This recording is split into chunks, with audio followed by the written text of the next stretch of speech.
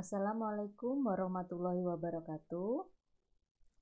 Hari ini kita akan belajar praktikum pembuatan Entity Relationship Diagram (ERD) untuk menggambarkan bagaimana data-data perlu disimpan pada sistem informasi.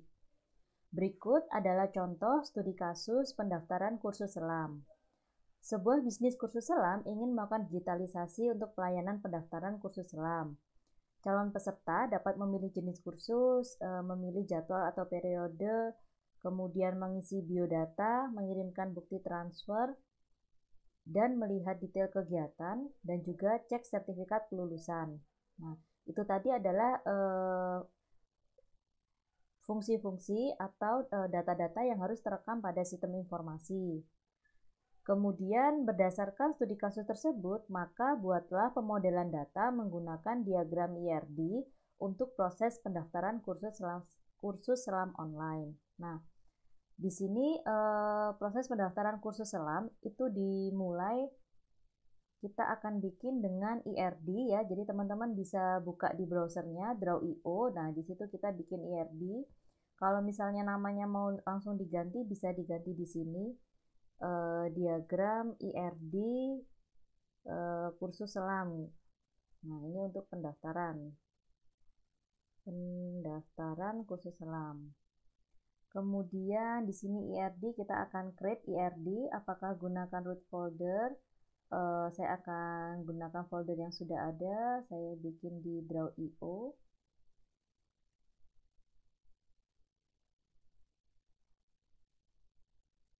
Oke, kita akan tunggu prosesnya. Nah, ini saya akan hapus dulu yang ini.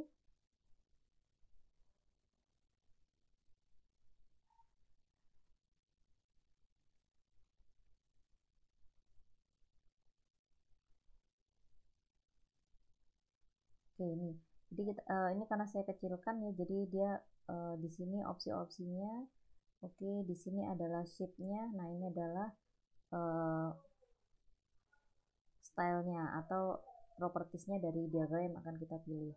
Oke, sementara ini untuk lembar kerjanya. Oke, saya coba kecilkan jadi 75. Nah, oke, di sini ini ada diagram lembar kerjanya. Kemudian untuk diagramnya tadi kita akan menggambarkan, oke, sebentar, entity ya, entity relationship diagram. Oke, kita coba more shape, entity relationship ini. Nah, ini kita pilih entity relationship. Jadi kalau misalnya di sebelah kiri belum ada pemilihan shape-nya untuk entity relationship, kita bisa cari di sini di bagian software entity relationship, apply. Nah, di sini dia akan muncul. Sebentar. Oke, ini entity relation. Nah, ini adalah nanti ERD-nya kita akan menggunakan notasi-notasi yang ada di sini, dan ini juga sudah jelas. Ini yang digunakan untuk entitas, kemudian ini yang digunakan untuk atribut, kemudian kita juga bisa bikin relasi ya dengan garis. Oke, kemudian nah di sini ini adalah alur proses bisnisnya. Jadi ini adalah alur proses bisnisnya, sehingga di situ dari proses bisnis ini kita akan bisa melihat entitas apa saja sih yang diperlukan untuk menyimpan data-data di pendaftaran kursus selam. Oke, entitas bisa berupa ada fisiknya, misalnya orang, atau bisa juga berupa konsep. Nah, di sini jelas ya, peserta itu dia ada jadi entitas sendiri. Nah, kita akan klik entity di sini, kemudian kita tulis peserta. Nah, oke. Jadi di sini ada entitas peserta. Kemudian peserta ini dia bisa memilih jenis kursus dan periode kursus. Nah, oke, berarti ada jenis kursus, ada periode kursus. Oke, di sini saya akan coba. Oke, jenis kursus. Nah, setiap jenis kursus dia akan memiliki jadwal. Jadi setiap jenis kursus dia akan mempunyai jadwal atau periode atau batch ya. Jadi jadwal periode atau batch ya. Nah, di sini oke, jenis kursus dia punya jadwal periode. Oke, saya akan gambarkan dulu relasinya sebentar. Relationship. Nah, ini relasinya. Setiap jenis kursus dia akan memiliki jadwal periode. Nah, yang dipilih oleh peserta itu adalah jadwal periodenya. Nah, oke, jadi peserta dia akan memilih jadwal periode. Jadwal periode untuk jenis kursus apa begitu ya. Oke. Kita akan coba tarik garisnya ini ke sini. Oke. Ini sebentar ya. Oke. Ini karena dia harusnya nggak ada panahnya ya, nggak ada panahnya, jadi kita bisa hilangkan panahnya di sini. Oke, nah terus kemudian ini, oke di sini ya.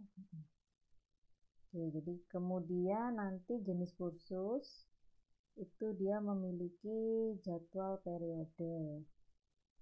Oke, jenis kursus ini jadwal periode, ada jadwal, ada jenis kursus. Kemudian untuk biodata nanti bisa dijadikan atribut-atribut untuk peserta. Kemudian upload bukti pembayaran. Jadi setiap peserta yang memilih jadwal periode, maka di situ dia akan ada bukti pembayaran. Nah, itu juga bisa jadi atribut ya, bukti pembayarannya. Nah, ini kita jadikan atribut.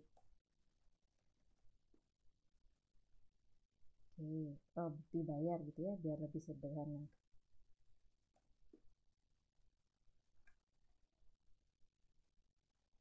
Oke. Kalau ingin dia garisnya lurus langsung, maka di sini kita pilih yang straight ya, straight. Oke, bukti bayar. Kemudian kalau biodata, sebentar, biodata itu berarti akan ada, saya geser dulu ya. Nah, dia tidak lari ke halaman yang lain. Oke, nah kalau misalnya login ya, peserta tadi kan bisa login. Nah, login itu maka dia menggunakan email, kemudian password. Nah, bisa kita tambahkan username. Oke, seperti ini. Ini untuk dia loginnya. Nanti dari atribut untuk peserta, kita akan setting email ini dia sebagai primary key. Jadi kita kasih underline ya. Jadi setiap peserta pasti punya email, dan emailnya itu harus spesifik, khusus ya, dan unik ya. Kemudian, nah ini untuk login dia membutuhkan email sama password. Kemudian nanti akan ditampilkan username-nya. Peserta juga akan punya biodata. Biodatanya ada nama lengkap. Oke. Untuk di pemrograman, kalau misalnya dia nama atribut ya, nama entitas, sebaiknya kita pakai underscore ya, jangan dikasih spasi ya. Oke, kita pakai underscore. Ini kaitannya dengan penamaan ya, penamaan variabel di bahasa pemrograman ataupun di query itu tidak boleh dipisahkan dengan spasi. Jadi kalau memang bukti bayar kita kasih underscore. Oke, kemudian nama lengkap juga misalnya bisa kita kasih underscore. Nah, misalnya nama, kemudian ada nomor KTP ya atau NIK. Oke. Kemudian, nah kalau misalnya di sini email tidak ada, NIK bisa kita jadikan primary key ya. Tapi kalau misalnya mau menggunakan email sebagai login, nah cukup primary key-nya email. Nama lengkap, NIK, alamat ya, alamat. Kemudian misalnya nomor HP, jenis kelamin gitu ya. Kita kasih nomor HP. Kemudian misalnya tambah satu lagi, biodatanya adalah jenis kelamin. Oke, misalnya tempat tanggal lahir ya. Tempat tanggal lahir itu dia, tempat tanggal lahir dia itu kan dua data ya. Jadi kalau misalnya mau tempat tanggal lahir ya dipisahkan gitu ya, tempat lahir, satunya nanti tanggal lahir. Jadi ini kalau di database itu setiap atribut dia sifatnya atomik ya. Jadi tidak boleh kalau tempat tanggal lahir berarti kita pisahkan tempat lahir sendiri, tanggal lahir sendiri. Oke, di sini saya akan tarik garisnya ya.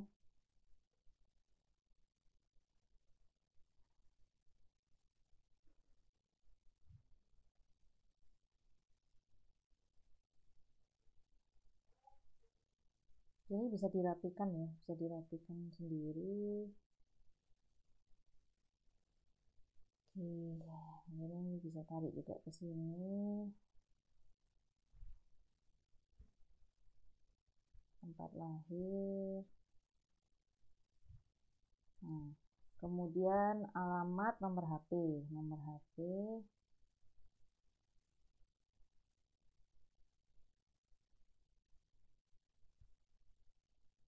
Oke, kalau ada yang kelebihan ini berarti nggak pas ya dia. Kita naiknya nggak pas tadi.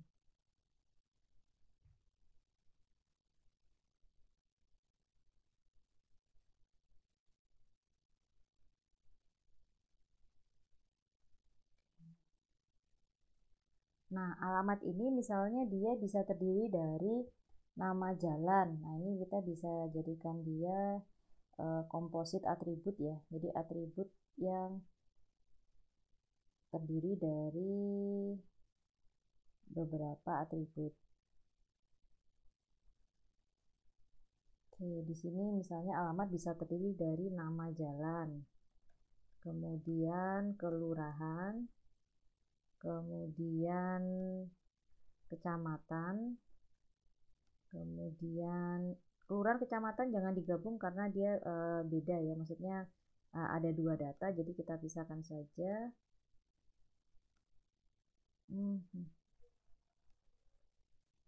Nama jalan, kelurahan, kecamatan, kota ya, kota atau kabupaten. Terus kemudian di sini provinsi, misalnya provinsi. Terus kalau misalnya ini dia mau menampung data misalnya negara Indonesia atau non Indonesia, boleh ditambahkan negara. Tapi kalau misalnya sudah pasti hanya mau mencatat data di dalam negara Indonesia, berarti negara bisa dihilangkan. Oke, ini akan saya tarik-tarik ke sini. Ya, karena ini komposit berarti semua mengarah ke alamat ya. Karena ini adalah komposit. Oke, ini enggak pasnya.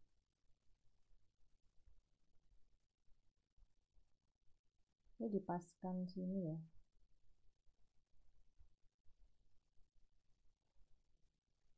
Ini ada yang nggak pas. Bentar. Oke, gini aja boleh ya. Jadi nama jalan, kelurahan, nama jalan, kelurahan, kecamatan, kota, kabupaten, provinsi, negara merupakan atribut komposit dari alamat. Jadi biodata dan login kita masukkan ke entitas peserta. Kemudian untuk jenis kursus, jadi jenis kursus ini kita bisa tambahkan atributnya, misalnya ada ID jenis kursus, ID jenis kursus, terus kemudian, nah ini sebagai primary key-nya ya, jadi kita bikin ID itu sebagai primary key-nya. Kemudian untuk nama kursus, ada nama kursusnya. Kalau misalnya mau dikasih satu variabel lagi untuk keterangan atau info, boleh. Keterangan ya, jadi keterangan terkait dengan jenis kursusnya ini boleh.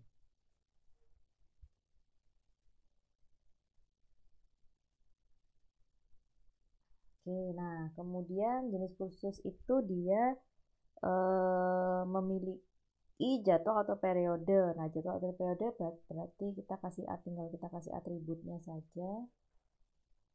Di sini atributnya ada ID ya. Oke, ID periode. Kemudian ada tanggal mulai.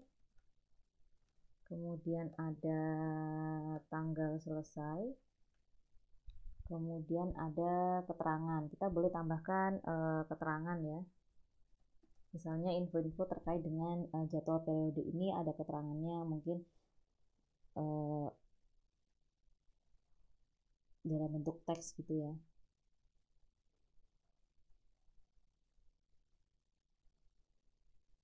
Oke, nah, ID periode, tanggal mulai, tanggal selesai, dan keterangan. Oke, kemudian dari sini jadwal periode sudah. Oke, kalau misalnya Bu nama atributnya sama boleh. Jadi ini bukan use case ya. Jadi ini bukan use case, atribut itu dia kolom ya. Jadi atribut itu dia nama kolom. Jadi nama kolomnya ini sama boleh, tapi beda isinya nggak apa-apa. Jadi kalau yang di keterangan ini dia isinya keterangan terkait dengan jenis kursus. Kalau yang keterangan di bawah ini dia terkait dengan jadwal periode.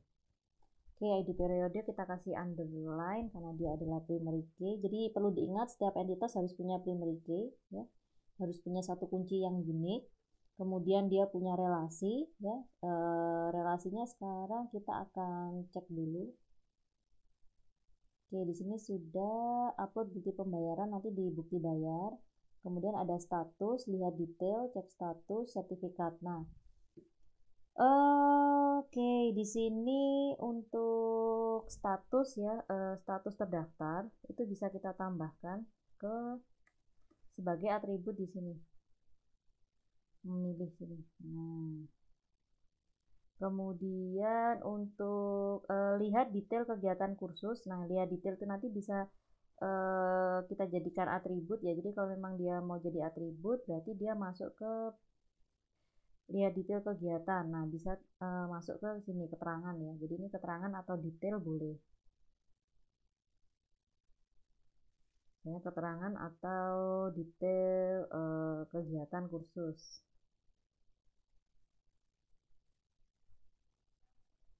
Detail kegiatan kursus.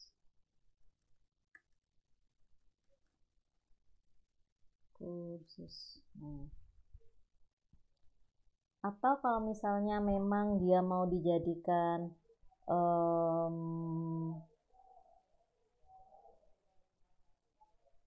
ya detail kegiatan kursus itu misalnya nih untuk periode ini tanggal mulainya 1 Januari sampai 30 Januari. Kemudian detail kegiatannya misalnya minggu pertama apa, minggu kedua apa, minggu ketiga apa, minggu keempat apa. Oke, berarti di situ bisa kita masukkan ke jadwal periode ya. Ini kalau kurang besar ininya bisa diperbesar ya atributnya. Oke, sini. Nah, kemudian di situ ada status terdaftar, jadi dia terdaftar atau tidak nanti akan masuk ke sini. Tipe datanya bisa boolean. Kemudian cek status kelulusan, dia juga bisa jadi atribut status lulus gitu ya. Nah, status lulus iya atau tidak. Nah, kemudian di situ ada sertifikat, cetak sertifikat, berarti di sini kita ada atribut sertifikat ya. Nanti dia isinya adalah keterangan sertifikatnya.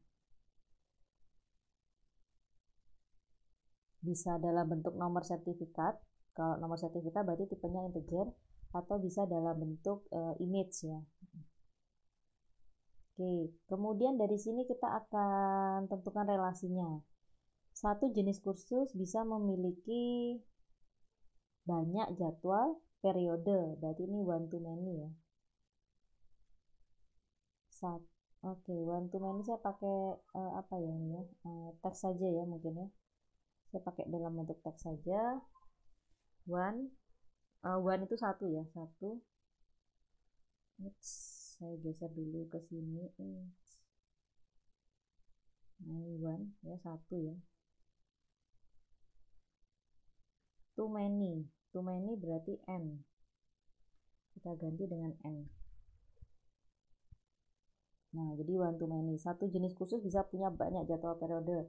Tapi kalau satu jadwal periode ya dia hanya boleh merujuk ke satu jenis kursus. Kemudian untuk peserta dengan jadwal periode ini jelas relasinya adalah many to many. Kenapa? Karena satu peserta bisa ambil banyak jadwal periode. Kemudian satu jadwal periode bisa diambil oleh banyak peserta. Nah, jadi kalau arahnya ke sana banyak, arahnya ke sana juga banyak. Jadi kita pakai yang many to many. Many to many itu dia N ya, simbolnya N, M. Nah, ini satu X, banyak kan. Ini N ke N, many to many ya. Oke, nah kayak gini. Jadi kita sudah punya di situ ada 3 entitas. Setiap entitas pasti punya atribut. Kemudian setiap entitas dihubungkan dengan relasi. Kenapa kemudian di situ ada relasi yang dia punya atribut? Iya, karena relasi tersebut sifatnya many to many. Pasti nanti ketika digambarkan dia akan jadi entitas atau tabel baru di mana dia bisa kita tambahkan atribut. Oke, nah jadi ini hasil dari penggambaran diagram IRD ya untuk penyimpanan data sistem informasi pendaftaran kursus selam. Demikian materi praktikum yang dapat saya sampaikan. Terima kasih banyak. Assalamualaikum warahmatullahi wabarakatuh.